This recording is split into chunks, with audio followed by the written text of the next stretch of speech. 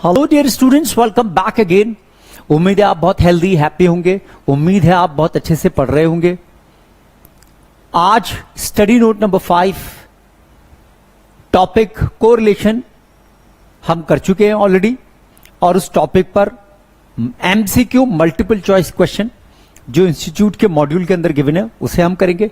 और वो बच्चे जो आज इस वीडियो को देख रहे हैं उनका आने वाले टाइम में एग्जाम है, एमसीक्यू का टेस्ट है, इस वीडियो को सीरियसली लें। सो आइए स्टार्ट करते हैं इंस्टीट्यूट के स्टडी मॉड्यूल के साथ।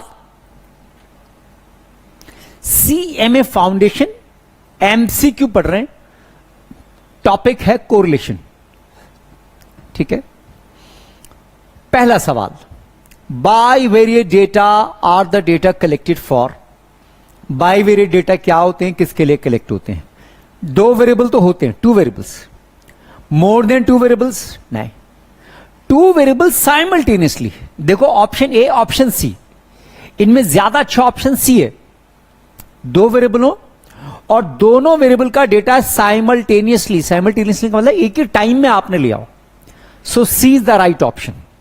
ठीक है, ऑप्शन सी। सिंपल कोरिलेशन, क्या सिंपल कोरिलेशन लीनियर होती है? हां सर होती है। नॉन लीनियर नहीं, लीनियर कोरिलेशन होती है। बोथ नहीं, सिर्फ सिंपल कोरिलेशन, लीनियर कोरिलेशन होती है।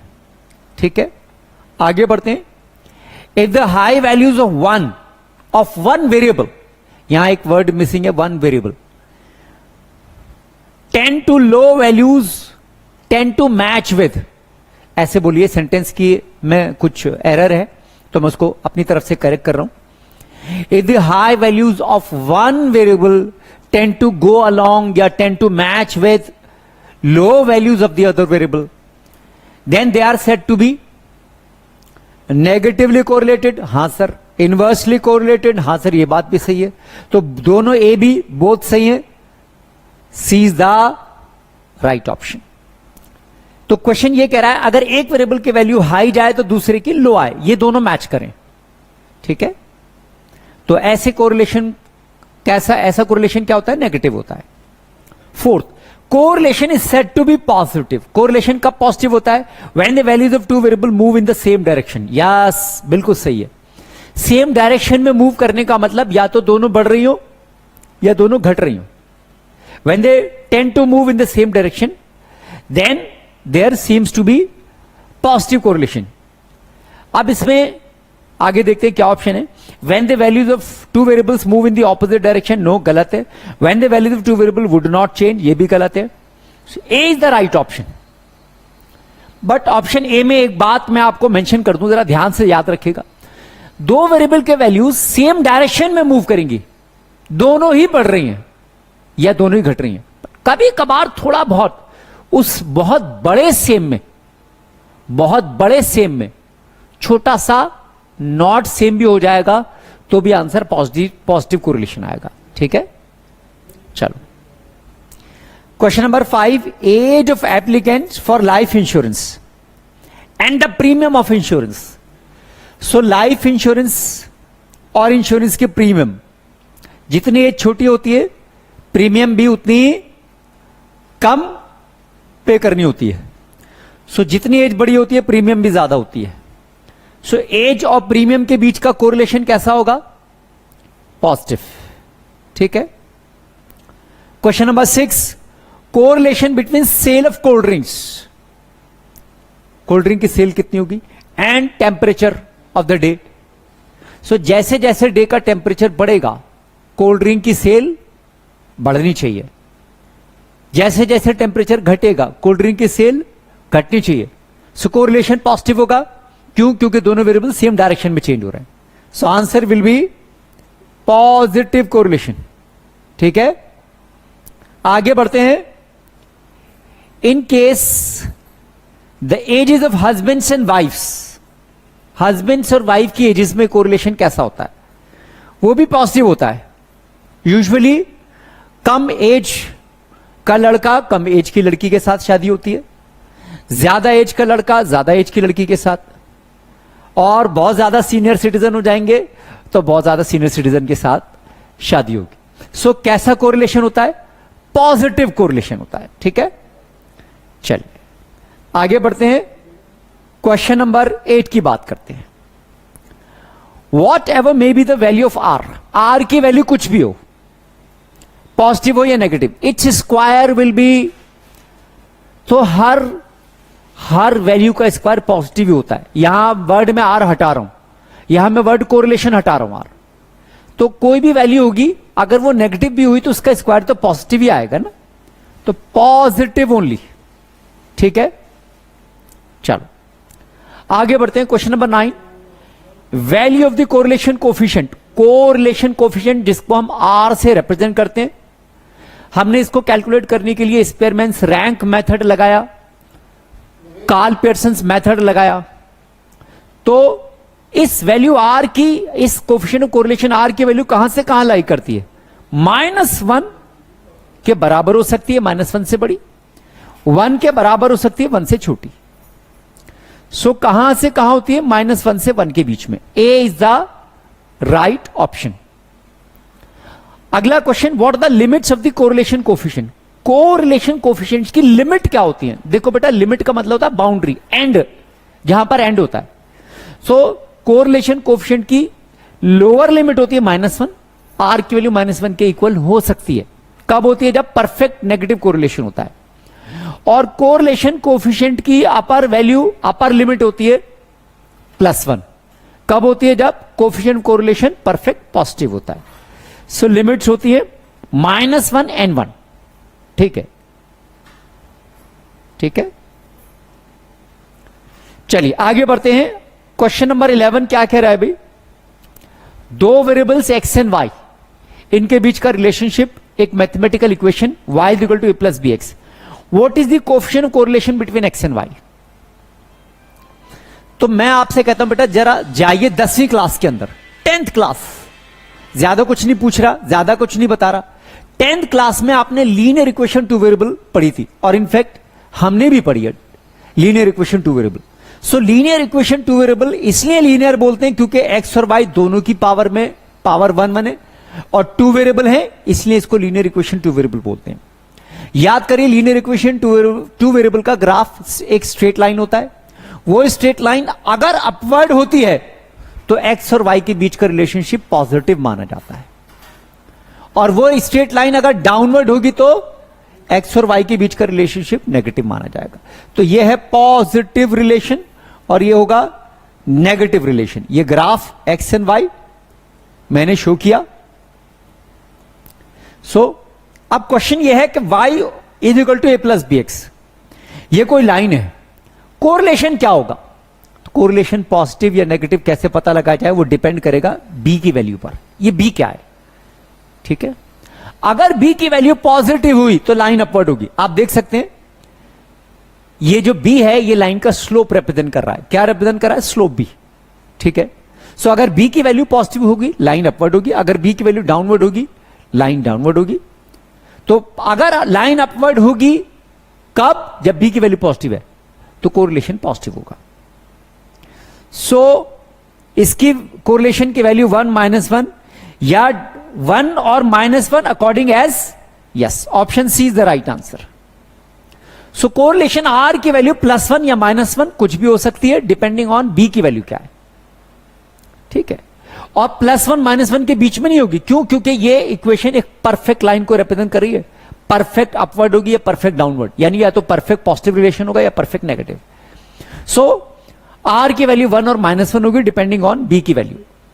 ठीक है, आगे बढ़ते हैं। Scatter diagram helps us to find the nature of correlation between two variables. बिल्कुल हेल्प करता है, कोरिलेशन का नेचर कैसा है। ए पॉइंट सही है। बी क्या कहता है? Compute the extent of correlation between two variables. दो वेरिएबल के बीच में एक्सटेंट ऑफ कोरिलेशन, कोरिलेशन कितना है ये कंप्यूट का मतलब कैलकुलेट करने में मदद करता है। नो, स्कैटर डायग्राम में कोई कैलकुलेशन नहीं होती है। Obtain mathematical relationship, no, both A and C, no, A is the right answer. Find the nature of correlation between, दो वेरिएबल के बीच का कोरिलेशन का नेचर पॉजिटिव है या नेगेटिव, बस स्कैटर डायग्राम से हमें इतनी बात पता लगती है। A is the right answer. आगे बढ़ते हैं। Scatter diagram is considered for measuring linear. क्या स्कैटर डायग्राम से लीनियर कोरिलेशन पता लगता है? हां सर, बिल्कुल पता लगता है। बी क्या है? Curvy linear. कर्वी लीनियर को नॉन लीनियर भी कहते हैं। हां सर, स्कैटर डायग्राम में वो भी पता लगेगा। याद करिए, आपने स्कैटर डायग्राम बनाया, पॉइंट्स कुछ अपवर्ड मूव कर रहे हैं, तो लाइन इनके बीचों बीच से पास हो सकती है, पॉजिटिव कोरिलेशन है। ऐसा भी हो सकता है आपने स्कैटर डायग्राम बनाया, पॉइंट्स जो हैं वो इस तरह से हैं सो दैट एक वेवी कैरेक्टर आपको लग रहा है, तो इनके बीचों बीच से कोई कर्व पास हो रहा है, ऐसा लग रहा है। तो रिलेशन तो है बट नॉन लीनियर नहीं है, कर्वी लीनियर है। सो ए बी दोनों सही है, both A and B. D is the right answer. D is the right answer. आगे बढ़ते हैं। If the plotted points in a scatter diagram lie from upper left to lower right, क्या मतलब है? Points को प्लॉट करो, upper left से lower right की तरफ आ रहे हैं, ऐसे। तो रिलेशनशिप कैसा होगा? कोरिलेशन क्या होगा? Positive, negative, zero. क्या होगा? नेगेटिव। क्यों? आप देख रहे हैं डाउनवर्ड लाइन इनके बीचों बीच से पास हो सकती है, कोरिलेशन नेगेटिव है। आगे बढ़ते हैं।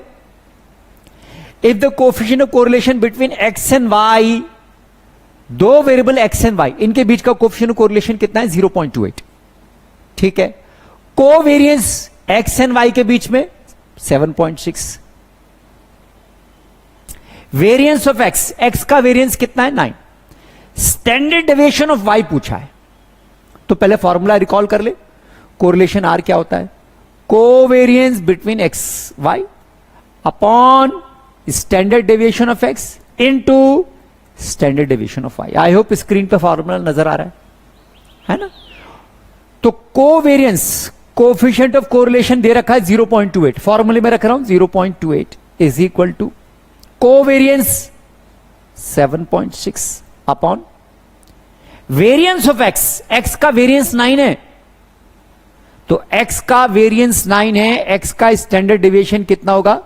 9 का square root 3 into standard deviation of Y, ये हमें चाहिए।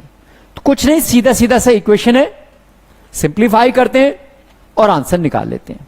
सो कैलकुलेटर मेरे पास है, मल्टीप्लाई करता हूं, डिवाइडेड बाय, फिर से करते हैं, 7.6 डिवाइडेड बाय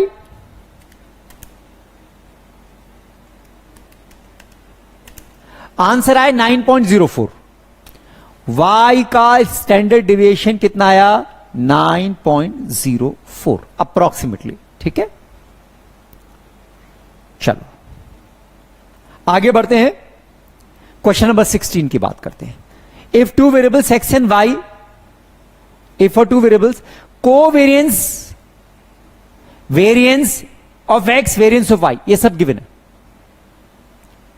तो what is the value of coefficient of correlation? अभी फॉर्मूला हमने पढ़ा है ना, फॉर्मूला लगाते हैं, coefficient of correlation R is equal to covariance कितना दे रखा है? पहली वैल्यू कोवेरियंस है, ये कोवेरियंस है 40, वेरियंस ऑफ एक्स अगली वैल्यू है 16, तो स्टैंडर्ड डेविएशन ऑफ एक्स क्या होगा? स्टैंडर्ड डेविएशन ऑफ एक्स क्या होगा? वेरियंस ऑफ एक्स का स्क्वायर रूट। एक्स का वेरियंस कितना है? 16, 16 का स्क्वायर रूट। फिर वेरियंस ऑफ वाई कितना है? 256, तो स्टैंडर्ड डेविएशन ऑफ वाई कितना होगा? 256 का square root.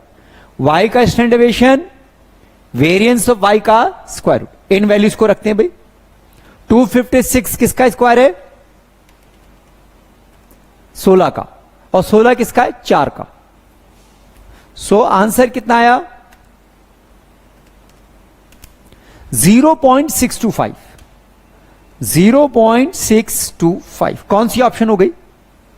B is the right answer.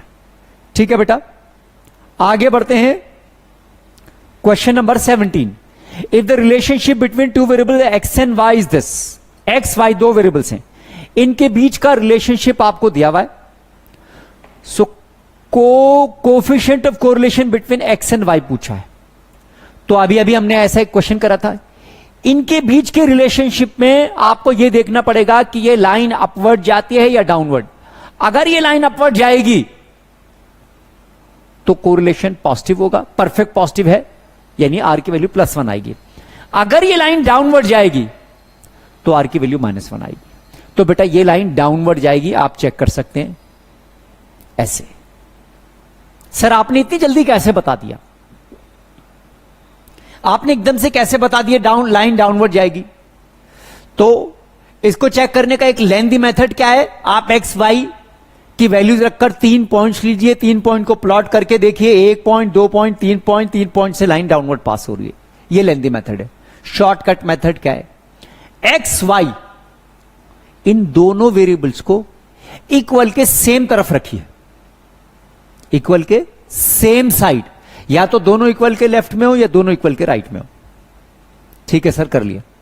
अगर सेम साइड रखकर इनके कोफिशिएंट्स पॉजिटिव या नेगेटिव, दोनों के साइन सेम है, सेम साइड पर कोफिशिएंट्स दोनों के साइन सेम है, तो रिलेशनशिप नेगेटिव होगा। एक्स और वाई दोनों सेम साइड पर हैं और इनके कोफिशिएंट के साइन सेम है, एक का कोफिशिएंट +2, एक का +3, कोफिशिएंट के साइन सेम है। साइन की बात करें, +2 +3 दोनों के साइन पॉजिटिव है, नेगेटिव भी होते तो भी चल जाता। तो साइन सेम अगर हैं तो कोरिलेशन नेगेटिव होगा, साइन अगर ऑपोजिट हैं तो कोरिलेशन पॉजिटिव होगा। चलिए आगे बढ़ते हैं। क्वेश्चन नंबर 18, कोवेरियंस दो वेरिएबल u एंड v के बीच दे रखा है 3, और क्या दे रखा है भाई, 2u is equal to 4.5, 2v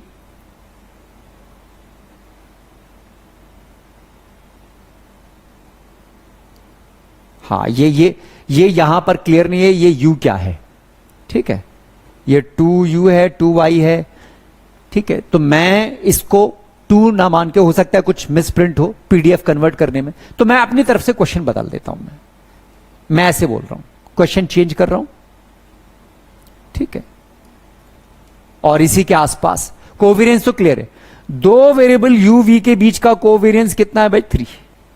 standard deviation u का 4.5, स्टैंडर्ड डेविएशन v का 5.5। कोरिलेशन r की वैल्यू कैलकुलेट करो। अब हो गया क्वेश्चन क्लियर। सो कोरिलेशन r का फॉर्मूला क्या होगा, covariance between uv standard deviation u into standard deviation v। Covariance 3 4.5 into 5.5। तो सिंप्लीफाई करते हैं कैलकुलेटर में।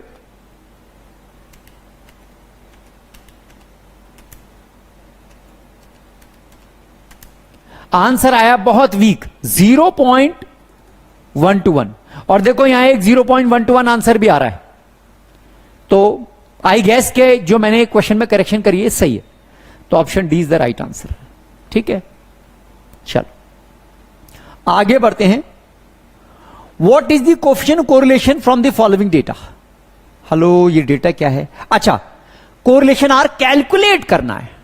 कोरिलेशन आर हमें क्या करना है, कैलकुलेट करना है। डेटा में ये वैल्यूज गिवन है, तो चलो कर लेते हैं। हालांकि क्वेश्चन आप अपने लेवल पे कर सकते हो, कोई बात नहीं।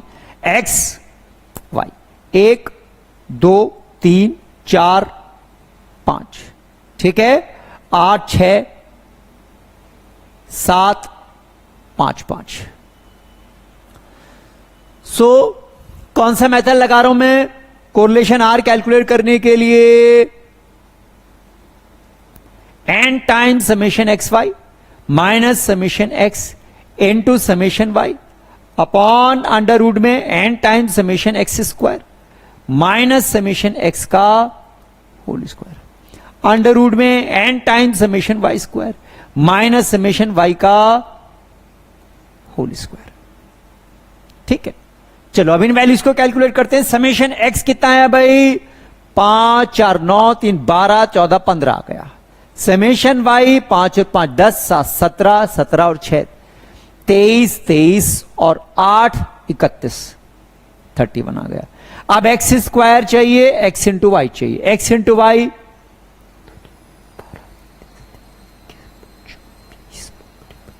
इन सब का सम भी कैलकुलेट कर लेते हैं।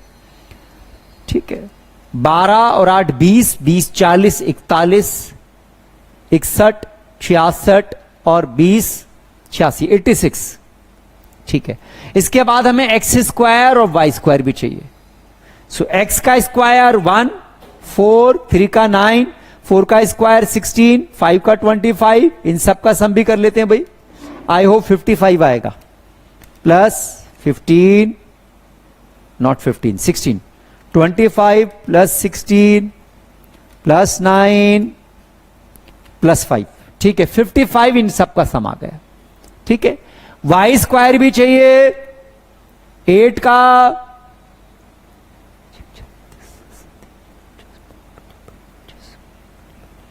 और इन सब का सम कर लेते हैं।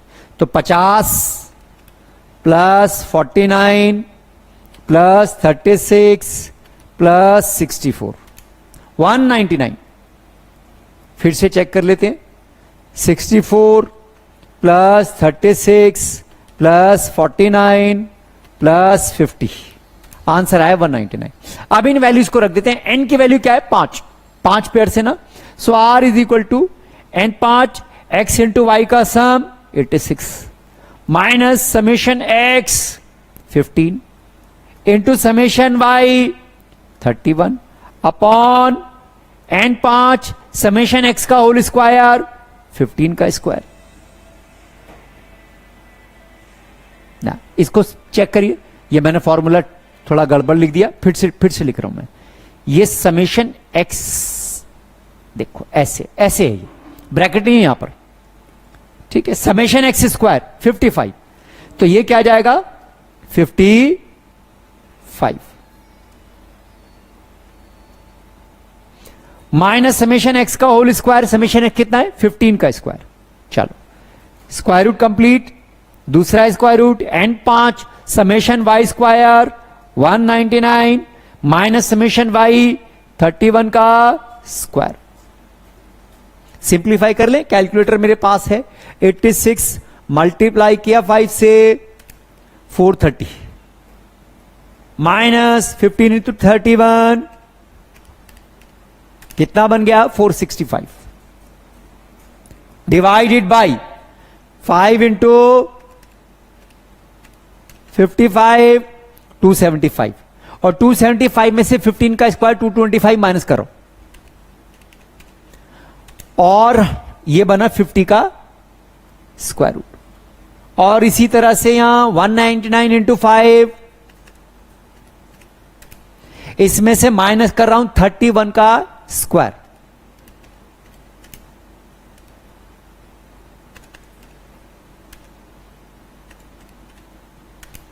$34 का स्क्वायर रूट हो गया।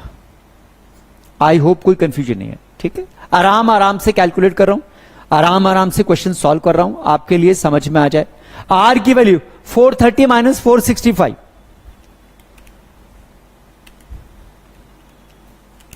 माइनस 35, और इस माइनस 35 को डिवाइड करेंगे किससे, रूट 50 7.07 और इंटू रूट 34 5.83। चलो शॉर्ट में, सो सिंप्लीफाई करते हैं। 35 divided by 7.07 divided by 5.83, answer आया -0.849। हेलो, बात समझ में आ गई? कोरिलेशन आर की वैल्यू। ठीक है, सो किसके इक्वल हमारा आंसर आ रहा है? ऑप्शन सी 0.849, यानी approximately 0.85। Option C is the right answer. Question number 20, maximum value of rank correlation. Sir rank correlation की भी मैक्सिमम वैल्यू 1 होती है, और Karl Pearson's coefficient of correlation की भी मैक्सिमम वैल्यू 1 होती है, और कंकरेंट डेविएशन से भी मैक्सिमम आंसर 1 ही आता है। मैक्सिमम का अपर लिमिट सो आंसर क्या होगा? बी। ठीक है, आगे बढ़ते हैं। Question number 21। स्टेटमेंट पढ़ के आपको लग रहा है क्वेश्चन इनकम्प्लीट है। The sum of the difference of rank, rank के डिफरेंस से कुछ नहीं मिलता हमें, रैंक के डिफरेंस के स्क्वायर से मिलता है। ठीक है, तो यह क्वेश्चन इनवैलिड है। लेकिन अगर इसी क्वेश्चन को मैं अपनी तरफ से कन्वर्ट करूं तो देखो मैं इस क्वेश्चन को क्या बोलूंगा। If sum of the squares of the difference of rank is 0, जिसको मैं ब्रैकेट में लिख रहा हूं summation D square 0, then R की वैल्यू क्या होगी? अगर रैंक्स के डिफरेंस का स्क्वायर का सम 0 है तो आर क्या होगा? अब क्वेश्चन वैलिड बन गया और मुझे लग रहा है यही क्वेश्चन होगा शायद। तो बेटा आपने फॉर्मूला करा था ना, R is equal to 1 minus 6 times summation D square N cube minus N. तो बेटा अब आप खुद देखिए, अगर डी स्क्वायर का सम ये 0 आ गया, 0 into 6 0, 0 upon anything 0, 1 minus 0 1, R की वैल्यू 1 आएगी। आर की वैल्यू 1 का मतलब परफेक्ट पॉजिटिव कोरिलेशन, आर की वैल्यू 1 आएगी। उस केस में फिर ए आंसर होगा। तो क्वेश्चन मैंने क्या बनाया अपनी तरफ से? If sum of the squares of the difference of rank is 0, that is then R की वैल्यू क्या होगी? चलो आगे बढ़ते हैं। Question number 22। For a group of 8 students, कितने स्टूडेंट्स हैं? 8, एन की value 8। Sum of the squares of difference of rank, तब ये भी क्वेश्चन कर लिया हमने। रैंक्स के डिफरेंस का स्क्वायर गिवन है। दो वेरिएबल हैं मैथ्स एंड स्टैट्स, इनके रैंक्स निकाली, रैंक्स का डिफरेंस निकाला, डिफरेंस का स्क्वायर, और ये कितना आया? 50। So what is the value of rank correlation? Experiments rank correlation R की वैल्यू कैलकुलेट करनी है। 1 minus 6 summation D square N cube minus N, यही है ना फॉर्मूला। सो आर की value 1 minus 6 times summation D square दे रखा है 50, और एन क्या है? Number of items 8, 8 cube minus 8, 1 minus 300 upon 504। 8 का क्यूब आएगा 512, 512 में से 8 सब्ट्रैक्ट करा 504। सो सिंप्लीफाई करते हैं इस क्वेश्चन को।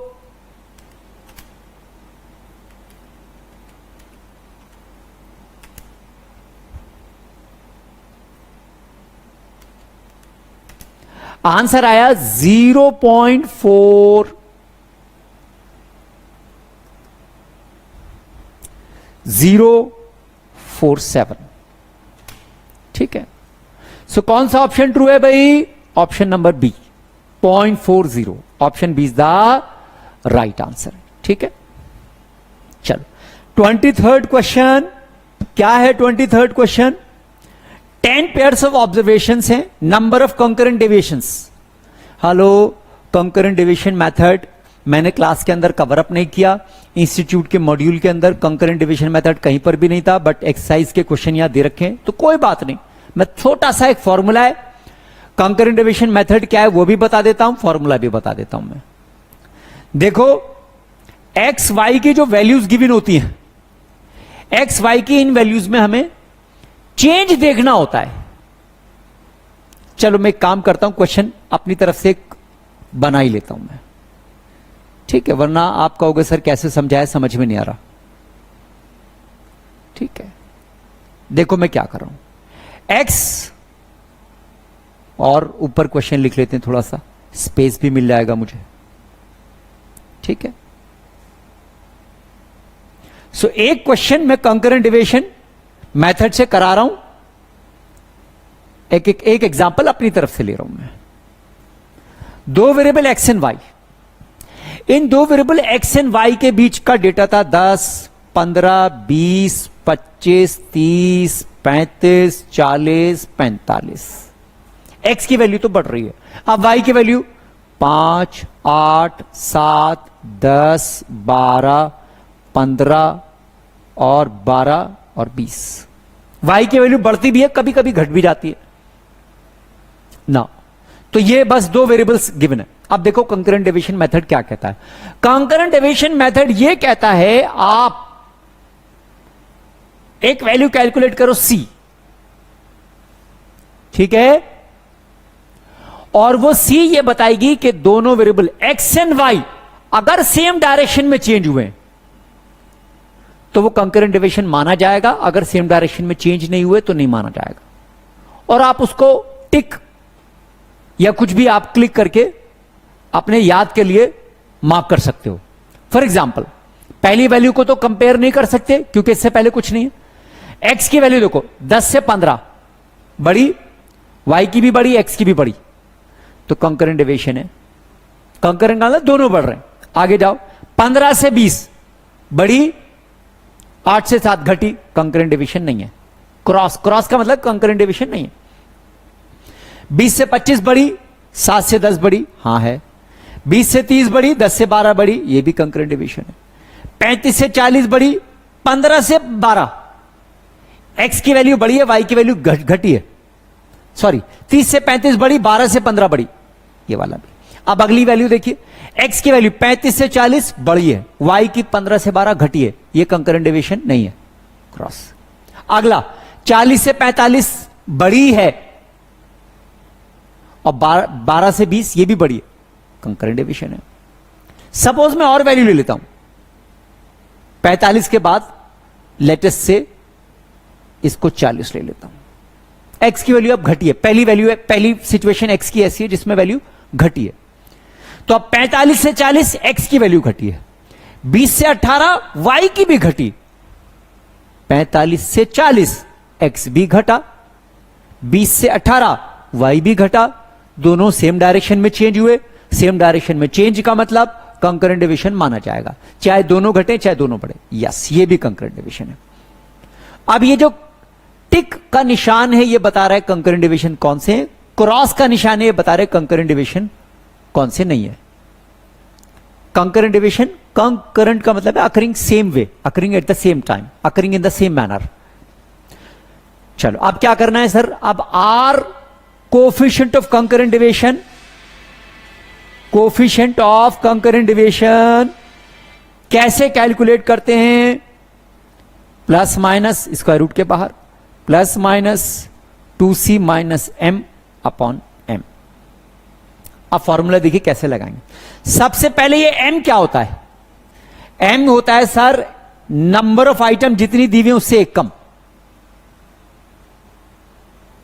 कितने वैल्यू दी हुई थी, 1 2 3 4 5 6 7 8 9, 9 थी। सो 9 में से एक कम करूंगा, m की वैल्यू आएगी 8। ठीक है सर। c क्या है, जितने कंकरेंट डेविएशन से उनको काउंट करो, तो टिक वाले मार्क 1 2 3 4 5 6, c की वैल्यू 6। m और c पता लग गया।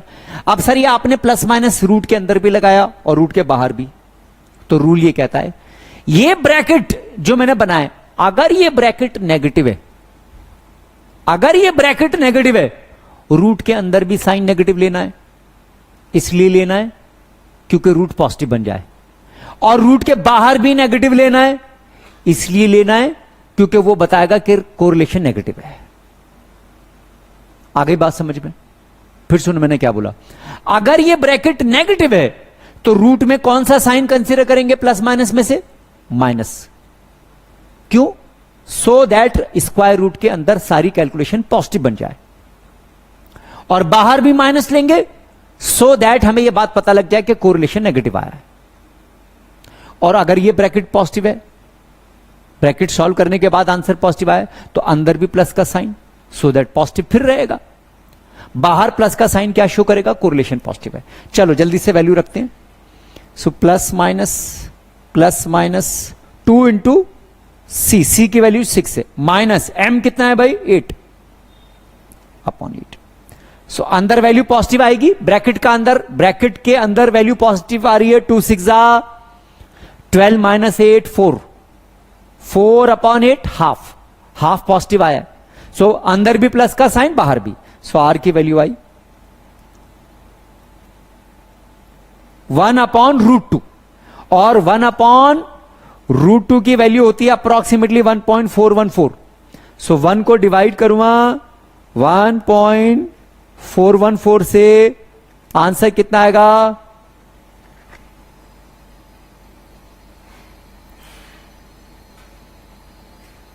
0.707।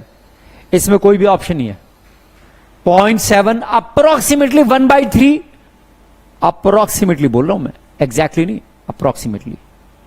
अरे भाई ये क्वेश्चन तो मैंने अपनी तरफ से दिया था ना, सॉरी, ये क्वेश्चन तो अपनी तरफ से दिया था मैंने, ये 23rd क्वेश्चन नहीं कराया मैंने, अभी ये क्वेश्चन मैंने अपनी तरफ से कराया है समझाने के लिए कि कॉन्करेंट डेविएशन मेथड से कोरिलेशन आर कैसे कैलकुलेट करते हैं। समझ में आ गया? फॉर्मूला समझ में आया? अब क्वेश्चन पर आते हैं, अब आते हैं क्वेश्चन पर। सो क्वेश्चन आप कर रहे हैं हम ना, क्वेश्चन क्या कह रहा है भाई?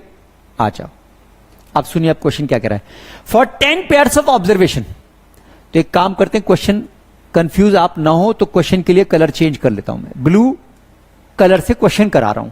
Question number 23, 10 pair of observation, N की वैल्यू 10 है, ठीक है सर। आगे, number of concurrent deviation found to be 4, concurrent deviation C को बोलते हैं, सी की वैल्यू 4 आई है। और आपको यहां क्या चाहिए? एम, एम क्या होगा? एन में से एक कम, 10 में से एक कम 9। तो कोएफिशिएंट ऑफ कोरिलेशन आर बताना है, फॉर्मूला लगा दो, R is equal to plus minus root में plus minus 2 into C, C की वैल्यू कितनी है? 4, माइनस एम, एम की वैल्यू कितनी है भाई? 9 अपॉन 9। सो सबसे पहले आप देखेंगे ये जो ब्रैकेट है ना, ये सारा ब्रैकेट नेगेटिव आ रहा है, तो इसका मतलब इन प्लस में माइनस में से भी नेगेटिव लेंगे, यहां पर भी स्क्वायर रूट के अंदर ये जो साइन है, 2 साइन, उनमें से नेगेटिव चूज करेंगे। स्क्वायर रूट के बाहर जो 2 साइन है उसमें से भी नेगेटिव चूज करेंगे। आर की वैल्यू क्या बनी?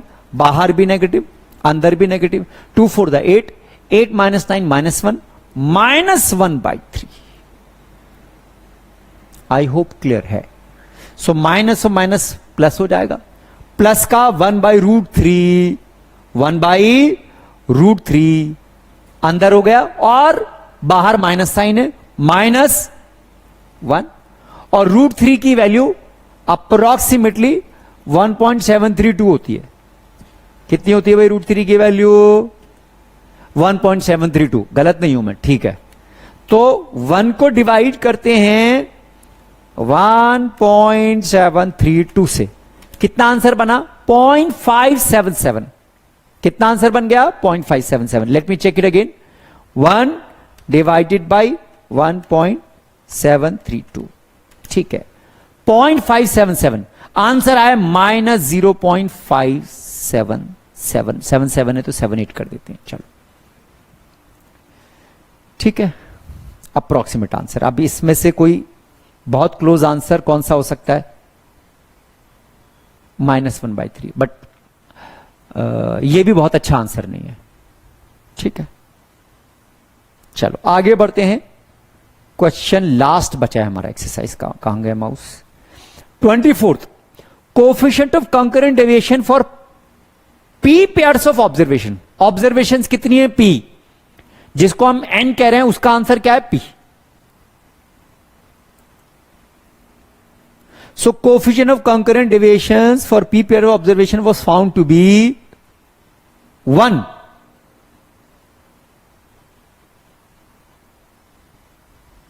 ये 1 नहीं होना चाहिए, 1 भी लिखा है, फिर यहां 3 भी लिखा है, ठीक है, तो मुझे कुछ गड़बड़ लग रही है।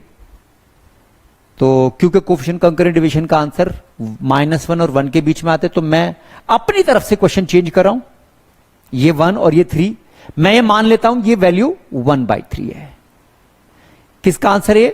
Coefficient of concurrent deviation R की वैल्यू है, ठीक है। चलो, तो अब क्वेश्चन में हो सकता है एग्जैक्टली यही बात हो सकता है थोड़ा डिफरेंट भी हो। तो अब क्या कह रहा है question? Number of concurrent deviation कितना है? 6। कॉन्करेंट डेविएशन सी से रिप्रेजेंट करते हैं 6। तो पी की वैल्यू बतानी है। सबसे पहले एम बताओ, एम क्या होगा? M will be n-1, m will be p-1। So भाई आर की value plus minus 2c minus m upon m, यही फॉर्मूला लगा देते। अब देखो ध्यान से सुनना, उन्होंने कोरिलेशन R 1/3 में मान रहा हूं, प्लस का लिया है ना, प्लस का लिया है। अगर प्लस का लिया है इसका मतलब ये पॉजिटिव साइन कंसीडर हो रहा है, ये भी पॉजिटिव है तो इसका मतलब ब्रैकेट भी पॉजिटिव होगा। ठीक है सर, R की वैल्यू प्लस 1/3 कर देते हैं। R की वैल्यू लिख देता हूं मैं यहां पर प्लस की 1/3। ठीक है, तो ये भी प्लस है, रूट में ये दोनों साइन में भी प्लस होगा। 2 इंटू सी, कंकरेंट डेविएशन 6। m की वैल्यू क्या है, p माइनस 1। तो जब मैं सब्ट्रैक्ट करूंगा तो क्या बनेगा, ये माइनस p प्लस 1। देखो m यहां सब्ट्रैक्ट करना है, तो इस पूरे को सब्ट्रैक्ट करूंगा तो ये बन जाएगा minus p plus 1, minus p plus 1 upon m p minus 1 square root. 2 6 12, 12 plus 1 13, 13 minus p, तो क्या बना,